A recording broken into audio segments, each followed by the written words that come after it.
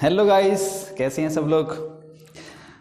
जो बच्चे इस वीडियो को देख रहे हैं ना, एक बार कमेंट बॉक्स में बता देना। ओके, तो आज फाइनली हम स्टार्ट करने वाले हैं कार्बन और उसकी दुनिया। देखो, कार्बन की जो ना अपनी अलग ही दुनिया है और इस दुनिया को बोलते हैं हम ऑर्गेनिक केमिस्ट्री। कार्बन की जो दुनिया है उसको क्या बोलते हैं? Organic chemistry.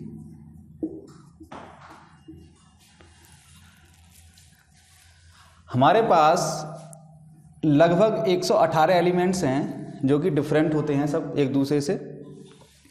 तो उनमें से एक एलिमेंट हमारे पास कार्बन होता है और बाकी के एलिमेंट कितने रह गए हमारे पास? 117 एलिमेंट रह गए। तो जितने कंपाउंड ये अकेला बनाता है ना, उतने कंपाउंड ये 117 एलिमेंट्स आपस में मिलकर नहीं बनाते। तो इतने सारे कंपाउंडों को हमें पढ़ना है, तो उसको पढ़ने के लिए हमें एक अलग से ही एक बुक बनानी पड़ी, एक अलग से ही केमिस्ट्री बनानी पड़ी जिसका नाम होता है ऑर्गेनिक केमिस्ट्री। तो ये जो कार्बन होता है ये बेसिकली जो अपने कंपाउंड बनाता है हाइड्रोजन के साथ, नाइट्रोजन के साथ, ऑक्सीजन के साथ, सल्फर के साथ, हेलोजन के साथ। हेलोजन बोले तो फ्लोरीन, क्लोरीन, ब्रोमीन और आयोडीन।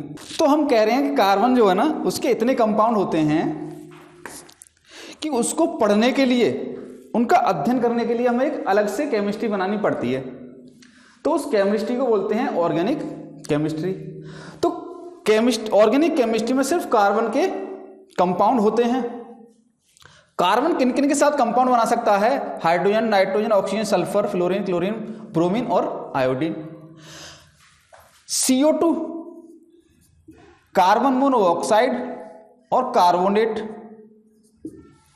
यानी कि जैसे मेटल कार्बोनेट हो गया, सोडियम कार्बोनेट, पोटेशियम कार्बोनेट, और इसके अलावा कार्बाइड,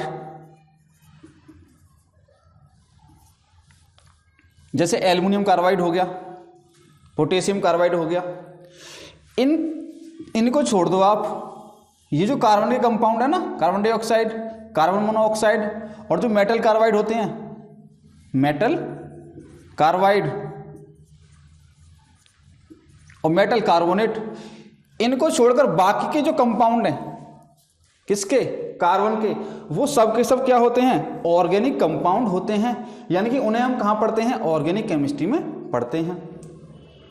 अब ये कहां पाया जाता है? देखो, हमारा शास्त्र कहता है कि भगवान हर कण कण में रहता है। तो वैदिक शास्त्र ने कहा कि भगवान हर कण कण में रहता है, यानी कि चाहे वो वस्तु सांस लेती हो चाहे ना लेती हो, सब में भगवान है। लेकिन रसायन शास्त्र ये कहता है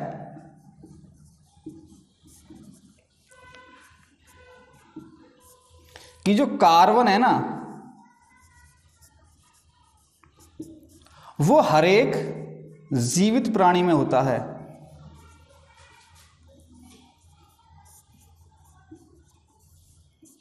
कार्बन कहां है? हर एक जीवित प्राणी में है। और जो वस्तुएं जीवित प्राणियों से अलग की जाती हैं उनमें भी कार्बन है, सभी में कार्बन। जैसे फॉर एग्जांपल हमारे पास भैंस, बुफेलो, तो इनके अंदर क्या है? कार्बन है। पशु, पक्षी, पेड़ पौधे जो भी सांस लेते हैं, जिनके पास जीवन है, उन सब के अंदर क्या होता है? कार्बन। और जो वस्तुएं इनसे अलग करते हैं, जैसे हमारे पास भैंस होगी तो इसके पास से हमें क्या मिलता है? दूध। इस दूध में भी कार्बन। देख रहे हो आप कार्बन की महिमा। तो दूध में क्या है? कार्बन। प्रोटीन,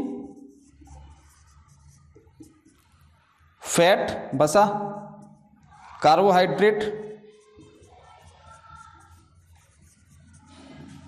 विटामिन,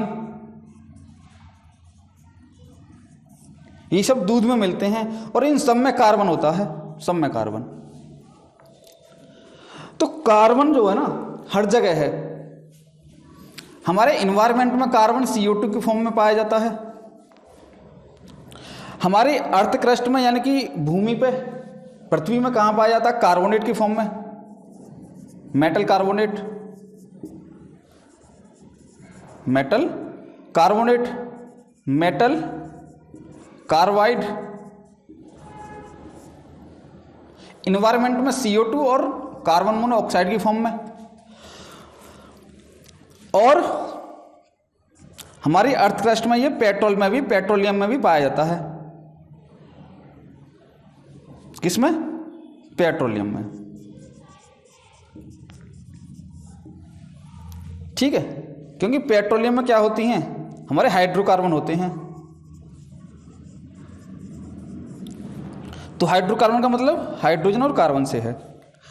तो ये हमारी इसकी ऑकरेंस होगी कि कहाँ कहाँ पाया जाता है, इन्वायरमेंट में होता है, और जो भी वस्तुएं सांस लेती हैं जिनके अंदर जीवन होता है उन सब के अंदर क्या होता है, कार्बन होता है। इसके अलावा हमारी भूमि पर, पृथ्वी में कहाँ पाया जाता है ये मेटल कार्बोनेट, जैसे कि सोडियम बाइकार्बोनेट, सोडियम कार्बोनेट। ठीक है, हाँ, बाइकार्बोनेट के रूप में भी मिलता है। ठीक है, बाइकार्बोनेट कार्बोनेट दोनों के रूप में ये मिलता है। ओके, तो ये तो इसकी ऑकरेंस हो गई, कहाँ कहाँ ये मिलते हैं।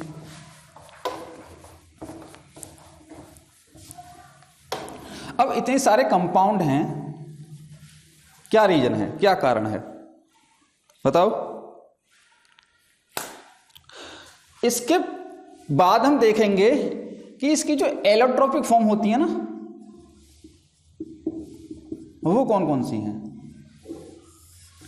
इसका मतलब होता है अपर रूप, अपर रूप, यानी कि कार्बन एलिमेंट की बहुत सारे रूप होते हैं। आपने सुना होगा ग्रेफाइट,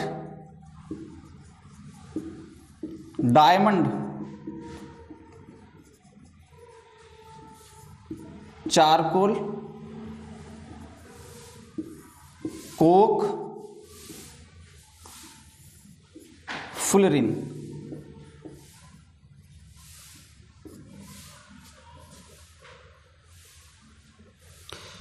ये सब क्या है, ये भी कार्बन है, ये भी कार्बन है, ये भी कार्बन है, और ये भी कार्बन है, और ये भी कार्बन है। यानी कार्बन जो है ना, उसकी कई फॉर्म होती हैं, यानी कार्बन एलिमेंट की जिसमें सिर्फ कार्बन के ही एटम हों। इन सब में सिर्फ कार्बन के ही एटम होते हैं, इसमें सिर्फ कार्बन के एटम होते हैं और किसी के नहीं होते। तो ये होती है इसकी अपर रूप, जैसे ग्रेफाइट हो गया, डायमंड हो गया, चारकोल हो गया। हमारा चारकोल पता क्या होता है, ये लकड़ी की फॉर्म होती है। लकड़ी को हम हीट कर दें, ठीक है, वो जले नहीं, उसको हीट कर दो तो उसको बोलते हैं चारकोल। कोक होता है हमारा कोयला। ठीक है, तो कोयला भी तो क्या है, कार्बन का ही तो रूप है।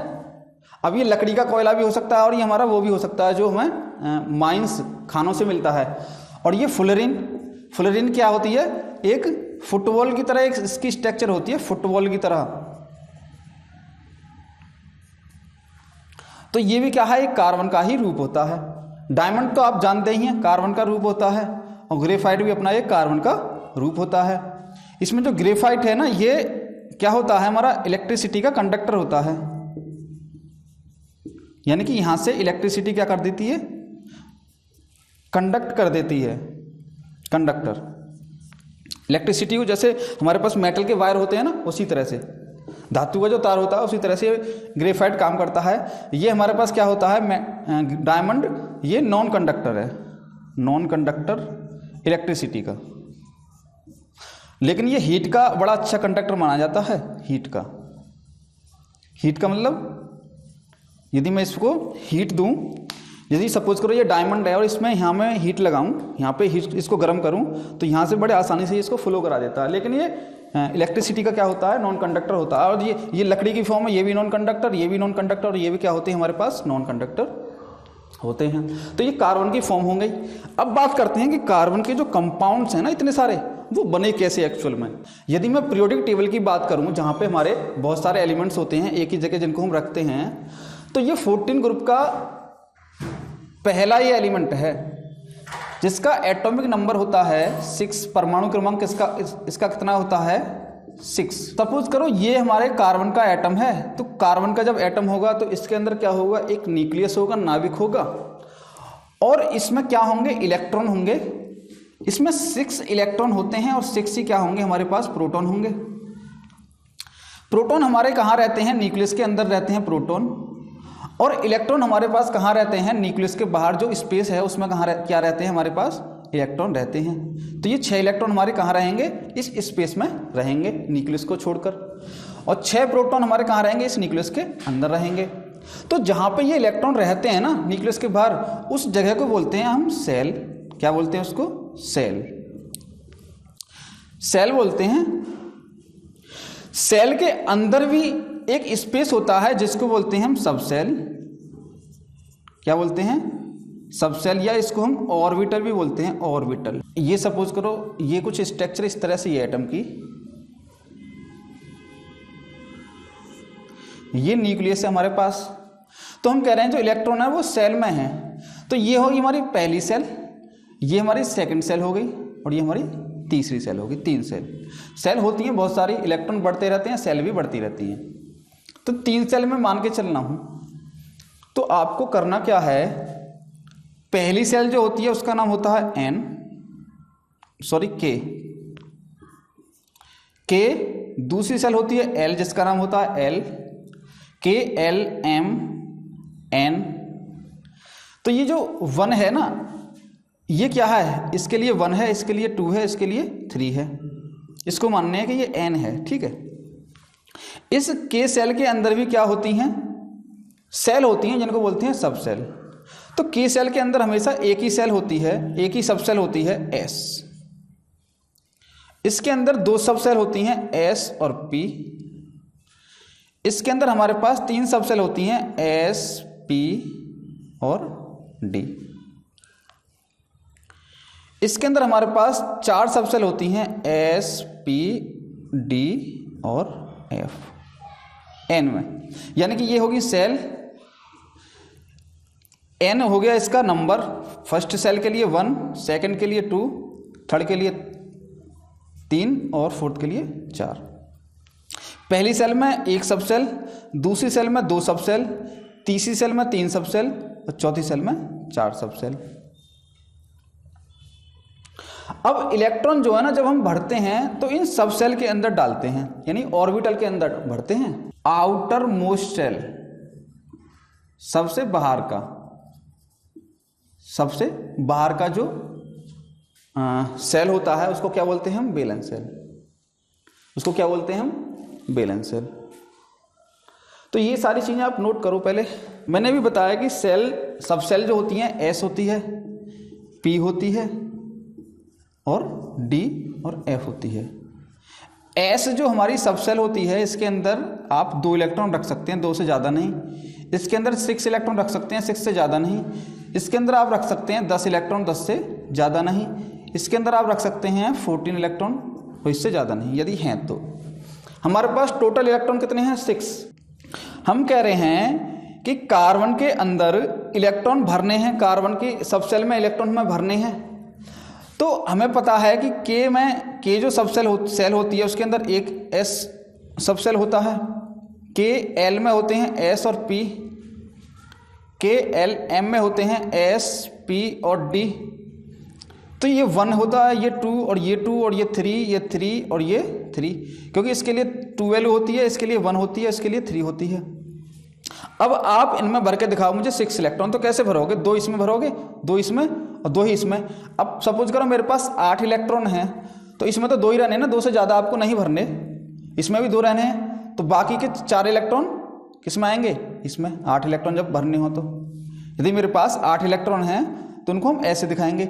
यदि मेरे पास 9 इलेक्ट्रॉन है तो इसमें 5 हो जाएंगे।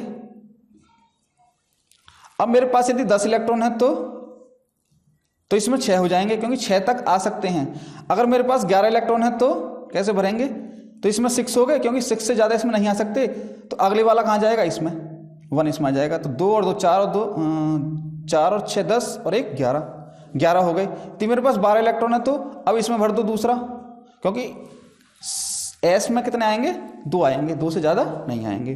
तो इस तरह से उनको भरते हैं। तो देखो ये होगी हमारी पहली सेल, फर्स्ट, क्योंकि इसका आगे फर्स्ट लग रहा है। ये हमारी यहाँ से यहाँ तक दूसरी सेल हो गई। तो ये लास्ट वाली सेल होगी ना, सबसे बाहर वाली, इसको बोलते हैं वैलेंस सेल। इसको क्या बोलते हैं, वैलेंस सेल। वैलेंस सेल में देखो कितने इलेक्ट्रॉन है हमारे पास, 4 इलेक्ट्रॉन है। तो ये कहते हैं कि कार्बन के वैलेंस सेल में हमें 4 इलेक्ट्रॉन मिलते हैं। कार्बन के वैलेंस सेल में कितने इलेक्ट्रॉन होते हैं, 4 इलेक्ट्रॉन होते हैं।